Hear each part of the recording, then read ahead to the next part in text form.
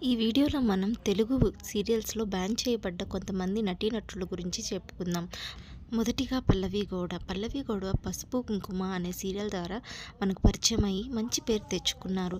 అయితే దాని తర్వాత 'చదరంగం' అనే సీరియల్‌లో లీడ్ రోల్ చేస్తున్న టైంలో ఆమెకి కన్నడలో ఒక హీరోయిన్‌గా మూవీ ఆఫర్ వచ్చింది.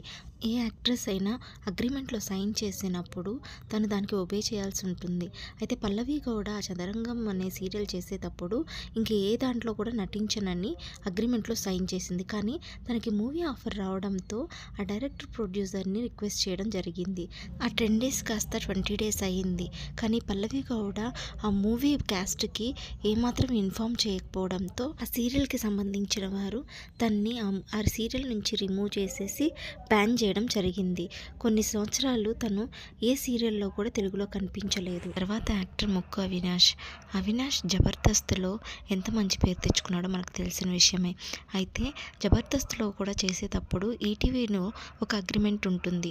అయితే ఆ ప్రాజెక్ట్ అయ్యేంత వరకు ఏ ప్రాజెక్ట్‌లో కూడా పార్టిసిపేట్ చేయకూడదు. కానీ టైంలో అవినాష్‌కి బిగ్ బాస్ ఆఫర్ రావడంతో జబర్దస్త్ ప్రొడక్షన్ టీం వాళ్ళని పర్మిషన్ అడక్క దానికి వాళ్ళు 10 లక్షలు కట్టి ఇంకెప్పుడు కూడా ఈటీవీలో పార్టిసిపేట్ చేయకూడదని చెప్పడంతో దానికి వేరే దారి లేక ఇంక ఏం చేయాలో తెలియక 10 లక్షలు చెల్లించి వాళ్ళు చేసిన బాండ్‌ని క్యాన్సిల్ చేసుకొని తర్వాత బిగ్ బాస్‌కి వచ్చి పార్టిసిపేట్ చేయడం జరిగింది.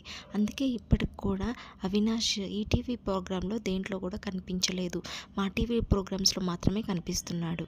తర్వాత యాక్టర్ అలీరేజా. అలీరేజా 'పసుపు కుంకుమ' అనే సీరియల్ ద్వారా ఈటీవీలో పరిచయమయ్యాడు. అయితే దాని తర్వాత చాలా మంచి సీరియల్స్‌లో నటించడం జరిగింది. ఆయనకు కూడా బిగ్ బాస్‌లో ఛాన్స్ రావడంతో ఆ టైంలో 'మాటే మంత్రం' అనే సీరియల్‌లో నటిస్తున్నారు. అయితే బిగ్ బాస్ ఆఫర్‌ని రిజెక్ట్ చేయడం ఇష్టం లేక బిగ్ బాస్‌కి వెళ్తే అందరికీ ఫేమస్ అవుతారన్న ఉద్దేశంతో ఈటీవీ ఆఫర్‌ని రిజెక్ట్ చేసి బిగ్ బాస్‌లోకి వెళ్ళాడు అలీ. సో దానివల్ల ఈటీవీలో ఏ సీరియల్స్‌లో కానీ, ప్రోగ్రామ్స్‌లో కానీ రానివ్వకుండా బ్యాన్ చేశారు అలీరేజాని. ఇప్పుడు తను మూవీస్‌లో కూడా ఎంతో బిజీగా మారాడు.